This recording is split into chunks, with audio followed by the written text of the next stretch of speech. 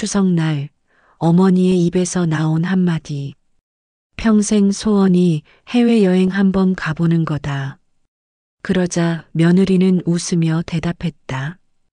어머니는 집이 제일 편하시잖아요. 순간 웃음이 오가던 상 위로 차가운 기류가 흘렀다. 눈물의 그림자가 천천히 드리워지기 시작했다. 여러분이라면 어떻게 하시겠습니까? 모욕을 삼키고 침묵하시겠습니까? 아니면 단호히 돌아서시겠습니까? 이야기 시작 전에 구독과 좋아요 부탁드립니다. 여러분의 관심이 다음 이야기를 만드는 큰 힘이 됩니다. 추석 점심 거실에 둘러앉은 가족들의 웃음소리가 겉으로만 요란했다. 갈비찜과 송편이 가득 놓인 상 위로 젓가락질이 분주히 오갔다. 하지만 영숙의 귀에는 그 웃음소리보다 며느리의 날선 목소리가 더 크게 박혔다. 어머니, 고기도 너무 질겨요. 요즘은 이렇게 안 해요. 명절 음식은 좀 세련되게 해야죠. 아들 민수는 괜히 물컵만 만지작거리며 시선을 피했다. 휴대폰을 켜보려다 말고 밥만 뜨는 손길이 더 차갑게 느껴졌다. 며느리는 웃는 얼굴을 하고 있지만 그 말은 한없이 비꼬여 있었다. 이젠 저희 차례 아닌가요? 어머니는 이제 손 떼셔야죠. 차라리 요양원 들어가시는 게 더 편하실 거예요. 쨍그랑. 영숙의 젓가락이 바닥에 떨어졌다. 순간 온 집안의 시선이 쏠렸다. 떨리는 손으로 젓가락을 주워들다 결국 눈물이 번져 흘러내렸다. 내가 그렇게 지민이? 목소리는 갈라지고 가슴은 먹먹했다. 하지만 아들은 고개를 숙인 채 숟가락만 움직였다.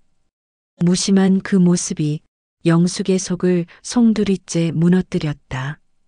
그날 저녁 방 안에서 홀로 앉아 영숙은 깊은 한숨을 내쉬었다. 그리고 결심했다. 내 소원은 버려졌어도 내 존엄만큼은 버리지 않겠다. 여기선 더 못 살겠다. 나가자.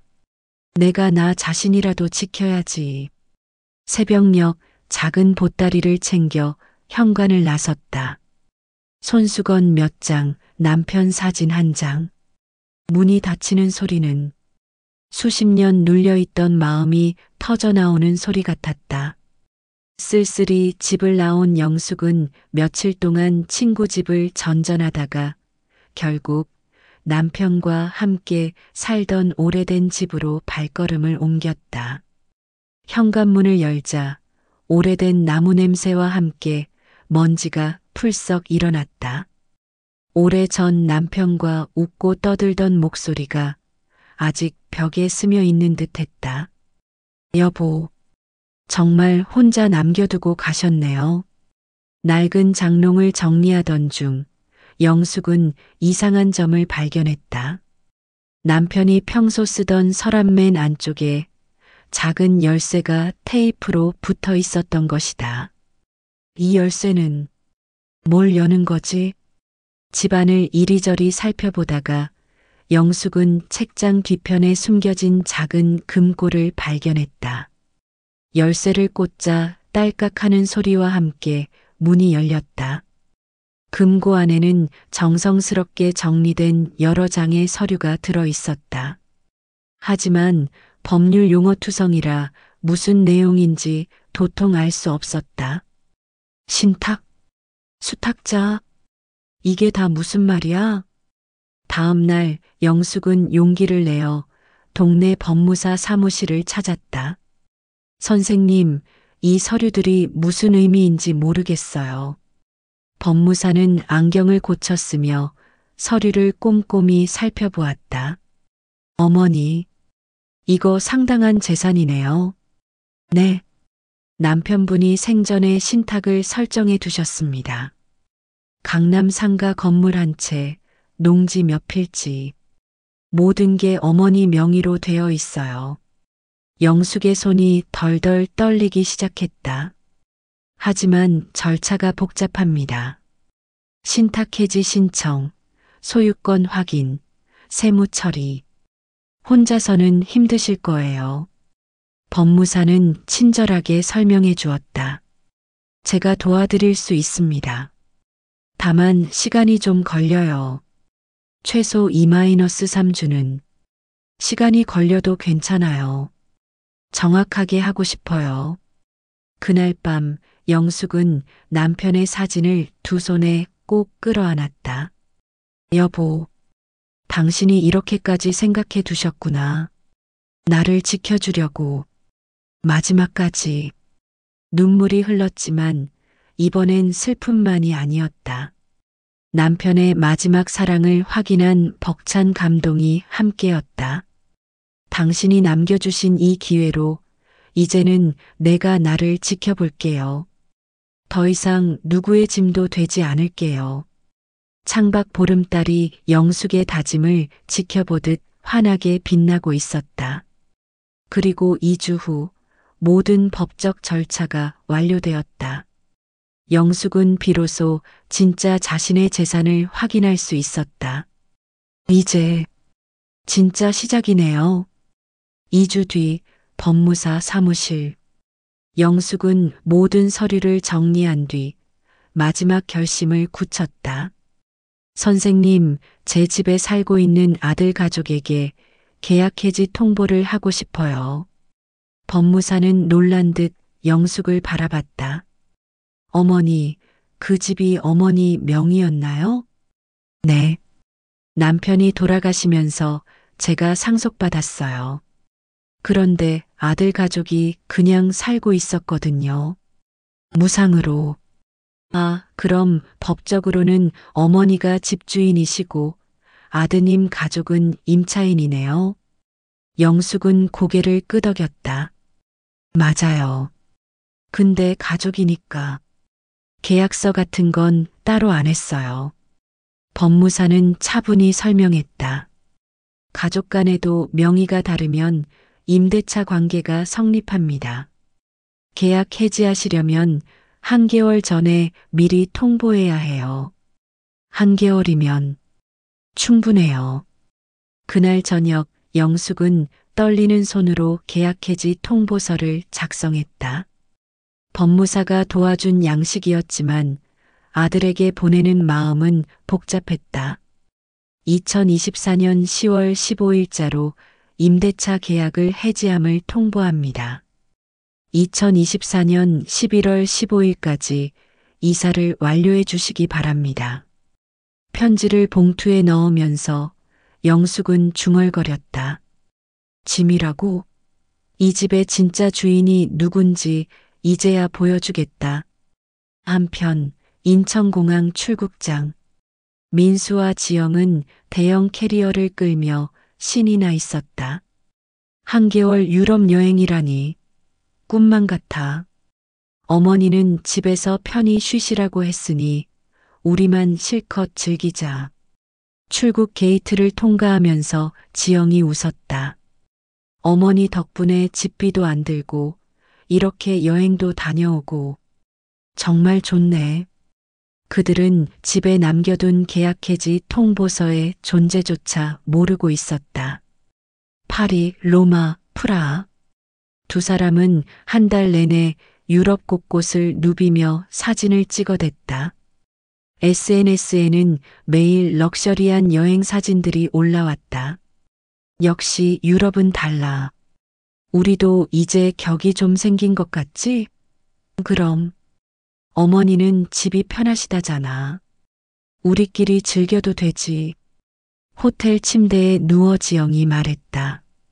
이번에 들어가면 집 구조 확 바꾸자. 어머니 방은 드레스룸으로 쓰면 딱이겠어. 민수는 고개를 끄덕이며 덧붙였다. 이제 우리가 실질적 주인이니까 어머니도 이해하실 거야. 그들은 계속해서 영숙의 존재를 짐으로만 여기고 있었다. 11월 16일 인천공항 도착장. 한 달간의 꿈 같은 여행을 마치고 돌아온 민수와 지영은 면세점 선물까지 가득 들고 환하게 웃고 있었다. 택시를 타고 집으로 향하는 길, 지영은 흥분한 목소리로 말했다. 오늘부터 진짜 우리 시대야. 집도 우리 마음대로 꾸미고. 하지만 집 앞에 도착한 순간 두 사람은 얼어붙었다. 현관문에는 낯선 명패가 걸려 있었고 새로운 신발들이 정리되어 있었다. 뭐야? 이게 뭐야? 민수는 당황하며 비밀번호를 눌렀지만 번호가 바뀌어 있었다. 그때 현관문이 열리며 낯선 중년 남성이 나왔다. 누구세요? 지영이 떨리는 목소리로 물었다. 저희가 여기 사는데요. 혹시 이전 세입자분들인가요? 집주인 어르신께서 말씀하셨는데 이미 이사 나가셨다고. 집주인이요? 무슨 소리예요? 새 세입자는 당황한 표정으로 설명했다. 박영숙 어르신이 집주인이시잖아요. 한 달 전에 임대차 계약 해지 통보 받으시지 않았나요? 순간 민수와 지영의 손에서 여행 가방이 덜컥 떨어졌다. 바닥에 구른 면세점 와인병이 쨍그랑 깨지며 그들의 꿈도 함께 산산조각 났다. 말도 안 돼. 우리 집인데, 우리가 살던 집인데. 지영이 울부짖듯 소리쳤다. 민수는 허탈하게 벽에 기대어 중얼거렸다.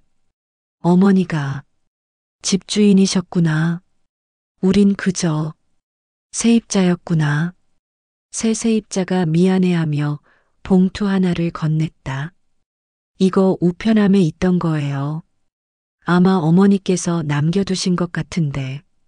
봉투 안에는 간단한 메모가 들어 있었다.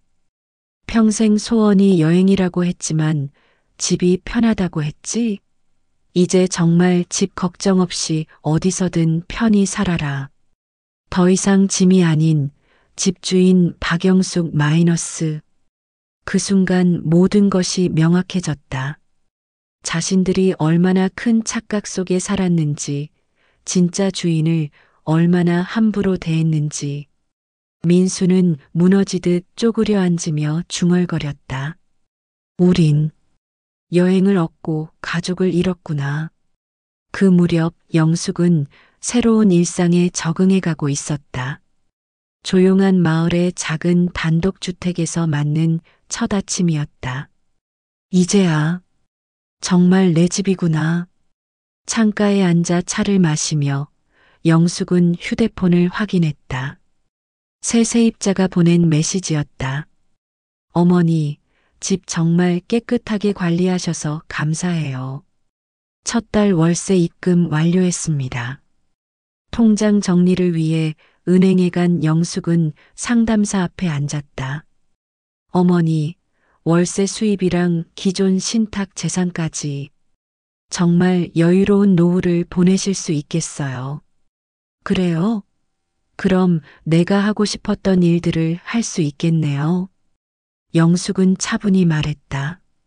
이 돈으로 어려운 학생들 돕는 장학금을 만들고 싶어요. 그리고 일부는 독거노인 도시락 봉사에도 쓰고 싶고요. 상담사는 감동한 표정으로 고개를 끄덕였다. 정말 좋은 뜻이세요. 저희가 도와드릴게요. 집으로 돌아오는 길, 영숙은 남편의 사진이 든 지갑을 꺼냈다. 여보, 당신이 남긴 덕분에 드디어 내가 하고 싶은 삶을 살 수 있게 됐어요. 더 이상 누구 눈치 보지 않고 내 뜻대로요. 한편 민수와 지영은 급하게 구한 원룸에서 짐을 정리하고 있었다. 유럽에서 가져온 명품 쇼핑백들이 좁은 방 한 구석에 초라하게 쌓여 있었다. 보증금 2천만 원에 월세 80만 원이라니. 지영이 한숨을 내쉬며 말했다. 다행히 예금에서 빼서 마련했지만 이제 여유 자금이 거의 없어. 민수도 무거운 표정이었다. 지영은 명품 가방을 보며 쓴웃음을 지었다. 이런 거 사느라 카드값만 몇백만 원인데. 그때 부동산에서 전화가 걸려왔다. 집주인분이 월세 입금 확인됐다고 연락 주시라고 하시네요. 민수는 전화를 받으며 어색하게 말했다. 아, 네. 잘 입금됐습니다. 전화를 끊고 나서 민수는 허탈하게 앉아버렸다. 우리도 이제 월세 내는 세입자구나. 지영이 날카롭게 쏘아붙였다. 다 어머니 때문이야. 평생 키워줬는데 이렇게 나올 줄이야. 하지만 민수는 고개를 저었다. 아니야. 우리 잘못이야. 뭐라고? 그 집이 어머니 거였잖아. 우린 그냥 얹혀 살던 거였어. 그런데 마치 우리 집인 양 행동하고 어머니를 짐 취급하고. 민수의 목소리가 떨렸다. 어머니가 평생 소원이 여행이라고 했을 때 우리가 집이 편하시잖아요 라고 했잖아. 그런데 정작 우리는 한 달씩이나 여행 다니고. 지영도 점점 말이 없어졌다. 우리가 정말 이기적이었구나.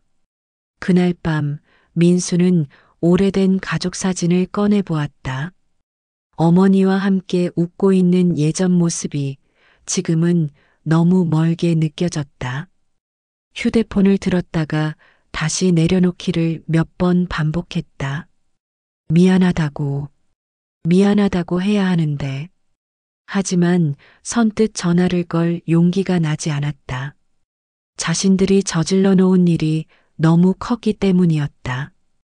다음 날 아침 영숙은 마을 경로당에서 봉사활동을 하고 있었다. 혼자 사는 어르신들에게 도시락을 나누어 드리는 일이었다. 영숙 씨, 정말 고맙네요. 이런 일까지 해주시고. 아니에요. 저도 혼자 사는 몸이라 마음이 다 아는걸요. 그때 한 할머니가 영숙의 손을 잡으며 말했다. 영숙 씨는 자식들이 효부일 것 같은데? 순간 영숙의 표정이 굳어졌지만 곧 담담하게 웃었다. 자식은 자식대로 살고 저는 저대로 살아요. 그래도 가족은 가족이잖아요. 가족이라고 해서 모든 걸 참고 견뎌야 하는 건 아니에요. 때로는 거리를 두는 것도 서로를 위해 좋을 때가 있어요. 집으로 돌아온 영숙은 창가에 앉아 하늘을 바라보았다. 구름 사이로 햇살이 따뜻하게 비쳐들었다. 이제야 진짜 내 인생이 시작된 것 같아요. 책상 위에 놓인 장학재단 설립 서류를 보며 영숙은 미소를 지었다. 더 이상 누구의 짐이 아닌 누군가에게 희망을 주는 존재가 된 것이다. 내 존엄을 지키면서도 다른 이들을 도울 수 있다니. 여보, 이게 바로 당신이 바라던 삶이겠죠? 창밖에서 들려오는 아이들의 웃음소리가 영숙의 마음을 더욱 따뜻하게 만들었다. 3개월이 흘렀다. 영숙은 이제 완전히 새로운 일상에 정착해 있었다. 아침마다 작은 텃밭에 물을 주고 오후엔 경로당에서 봉사를 하고 저녁엔 장학재단 업무를 정리하는 규칙적인 생활이었다. 할머니, 이번 달 장학금 받은 학생들 성적표예요. 재단 직원이 가져온 서류를 보며 영숙은 뿌듯하게 웃었다. 다들 열심히 하고 있구나. 이 아이들이 훌륭하게 자라서 또 다른 아이들을 도와줄 거야. 그때 휴대폰이 울렸다. 낯선 번호였다. 여보세요? 어머니. 저 민수예요. 영숙의 손이 잠깐 멈췄다. 3개월 만에 듣는 아들의 목소리였다. 왜 전화했니? 민수의 목소리는 떨리고 있었다. 어머니, 저희가 저희가 정말 잘못했습니다. 그동안 생각을 많이 해봤어요. 어머니가 평생 모은 집에서 공짜로 살면서도 어머니를 짐 취급하고 존중하지 못한 게 너무 후회돼요. 영숙은 잠시 말이 없었다. 지영이도 많이 반성하고 있어요. 우리가 얼마나 이기적이었는지, 어머니가 얼마나 힘드셨을지. 그래서 민수는 깊게 숨을 들이쉬었다. 용서해달라는 말씀은 참아 드릴 수가 없어요. 너무 큰 잘못을 저질렀으니까요.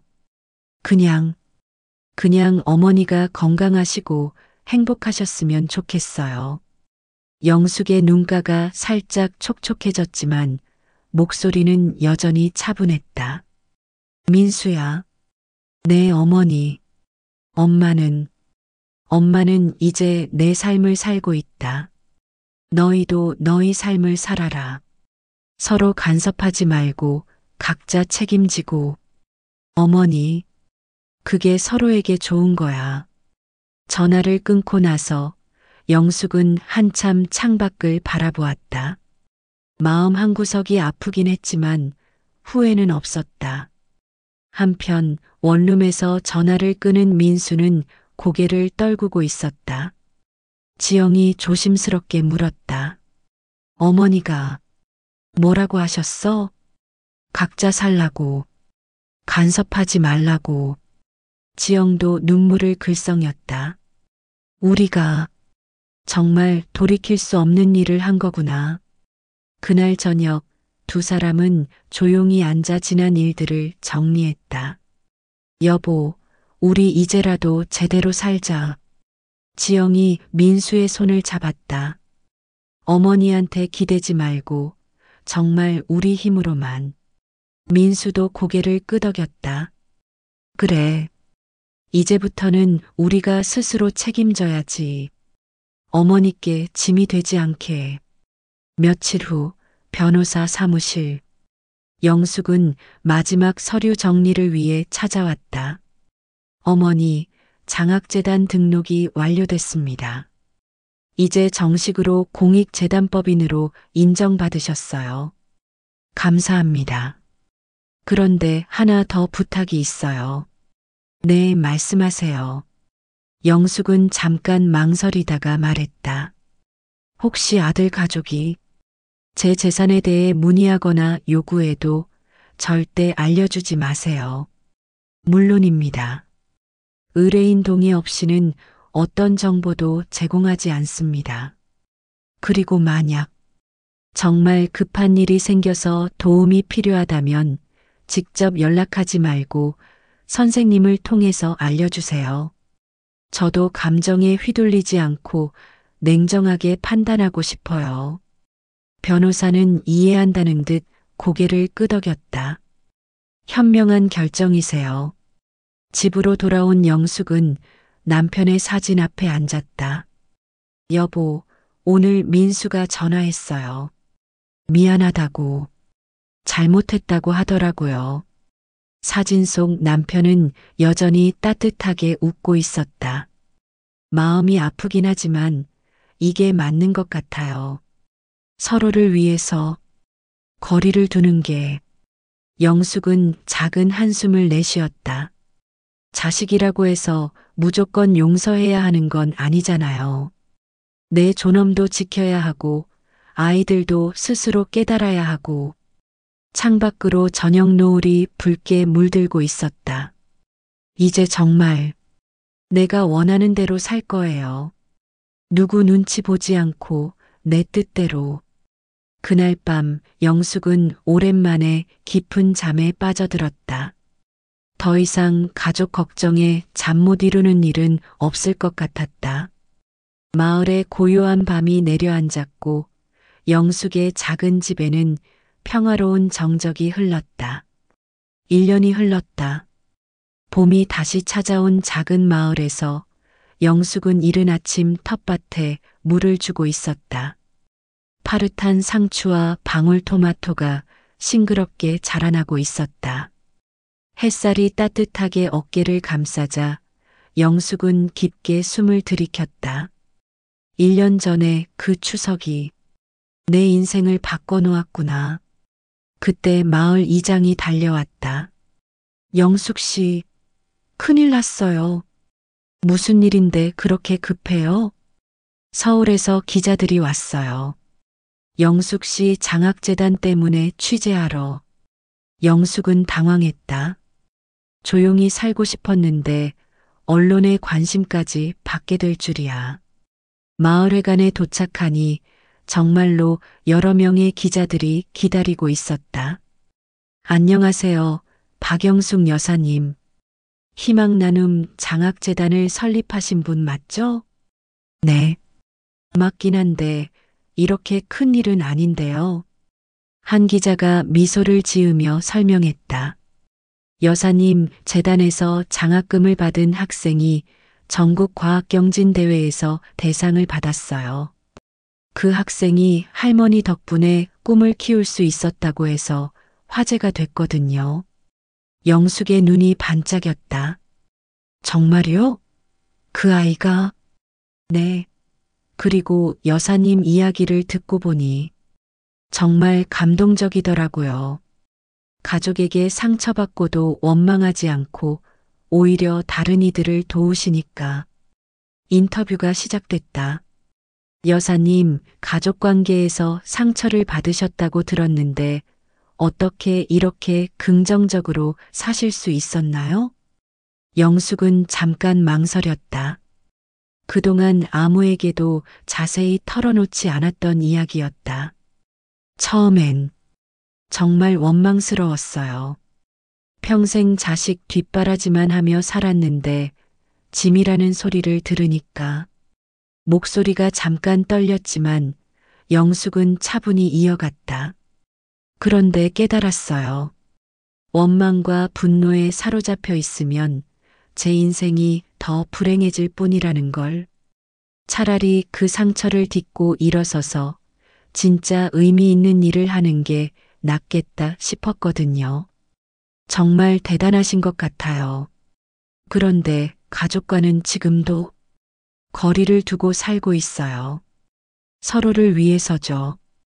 가족이라고 해서 무조건 함께 있어야 한다는 법은 없어요. 때로는 떨어져 있는 게 서로에게 더 좋을 때가 있거든요. 기자들은 영숙의 담담하고도 지혜로운 답변에 감탄했다. 마지막으로 같은 상황에 있는 분들에게 한마디 해주신다면? 영숙은 카메라를 똑바로 바라보며 말했다.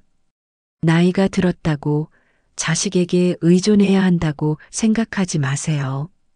우리에게도 우리만의 삶이 있고 존엄이 있어요. 그걸 지키는 것은 이기적인 게 아니라 자신을 사랑하는 거예요. 그리고 그 사랑이 진짜가 될 때 비로소 다른 사람도 진심으로 사랑할 수 있거든요. 인터뷰 방송이 나간 뒤 전국에서 반응이 쏟아졌다. 시청자 댓글들이 영숙의 휴대폰으로도 전해졌다. 우리 엄마도 이런 상황이에요. 정말 공감돼요. 저도 시어머니를 함부로 대했던 게 반성돼요. 나이 드신 분도 당당하게 사실 권리가 있다는 걸 깨달았어요. 하지만 영숙을 가장 놀라게 한 것은 며느리 지영에게서 온 문자였다. 어머니, TV 봤어요. 정말 대단하세요. 저희는 어머니께 너무 큰 상처를 드렸네요. 용서를 구할 자격도 없지만 어머니가 행복하게 지내시는 모습 보니 마음이 조금 놓여요. 앞으로는 저희도 스스로의 힘으로 잘 살겠습니다. 영숙은 문자를 보고 복잡한 마음이 들었지만 답장을 보내지는 않았다.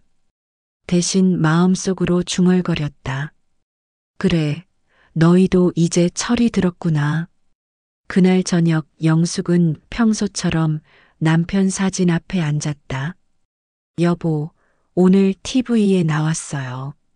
우리 재단 아이가 상을 받았다고 하더라고요. 사진 속 남편은 여전히 따뜻하게 웃고 있었다. 민수와 지영이도 조금씩 변하고 있는 것 같아요. 시간이 좀 더 지나면 언젠가는 진짜 가족으로 다시 만날 수 있을까요? 바람이 살랑 불어와 사진을 살짝 흔들었다. 마치 천천히 서두르지 말고라고 대답하는 것 같았다. 영숙은 창밖을 바라보았다. 마을의 밤이 깊어가고 별들이 하나둘 떠오르고 있었다. 그런데 있잖아요, 여보. 가족이 다시 화해하든 안 하든 이제는 상관없어요. 나는 나대로 행복하거든요. 누구에게 의존하지도 누구를 원망하지도 않고 그냥 내가 하고 싶은 일을 하면서 내 방식대로 살아가는 게 이렇게 좋을 줄 몰랐어요. 영숙은 미소를 지었다. 70년을 살아와서 이제야 깨달았네요. 진짜 행복은 누군가에게서 받는 게 아니라 내가 만들어가는 거라는 걸. 그리고 그 행복을 다른 사람과 나눌 때 더 커진다는 걸. 다음 날 아침 장학생 중 한 명이 영숙을 찾아왔다. 전국 과학경진대회에서 대상을 받은 그 학생이었다. 할머니, 정말 고마워요. 아이가 트로피를 들고 환하게 웃었다. 할머니 덕분에 실험 장비도 살 수 있었고 과외도 받을 수 있었어요. 저 나중에 커서 과학자 되면 할머니처럼 다른 아이들도 도와줄 거예요. 영숙은 그 말에 가슴이 뭉클해졌다. 그래, 그렇게 하거라. 받은 사랑을 다시 나누는 거야. 아이가 돌아간 뒤 영숙은 혼자 생각했다.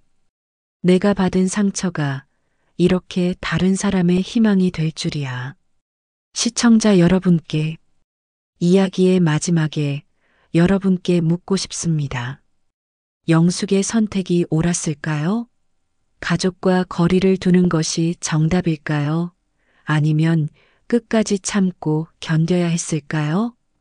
그리고 여러분은 지금 누구를 위해 살고 계신가요? 혹시 다른 사람의 기대에 맞춰 사느라 정작 자신의 행복은 잊고 계시지는 않나요? 영숙이 70세에 찾은 진리를 여러분께 전합니다. 나이가 몇 살이든 자신의 존엄을 지킬 권리가 있다. 그리고 그 존엄을 지키는 것이야말로 진정한 사랑의 시작이다. 가족이라는 이름으로 포장된 희생, 효도라는 이름으로 강요되는 참음, 그런 것들이 과연 진짜 사랑일까요? 진짜 사랑은 서로를 존중하고 서로의 행복을 진심으로 바라는 것입니다. 일방적인 희생을 강요하는 것은 사랑이 아니라 폭력이에요. 이 이야기가 여러분의 마음에 작은 용기가 되었기를 바랍니다. 당신의 인생은 당신이 주인공입니다. 몇 살이 되어도 새로운 시작은 가능해요. 댓글로 여러분의 이야기를 들려주세요. 구독과 좋아요는 더 많은 분들에게 희망을 전하는 힘이 됩니다. 여러분 모두 영숙처럼 자신만의 행복을 찾으시길 바라며 다음 이야기에서 또 만나요.